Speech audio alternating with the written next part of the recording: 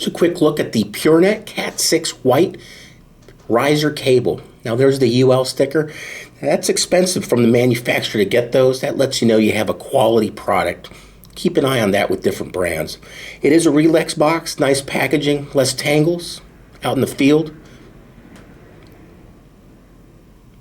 And let's take a look. Yeah, there we go. It does have the footage markings from 1,000. I believe it's down to every 2 feet. This is a 4-pair, and you do have a 23 gauge solid copper conductor.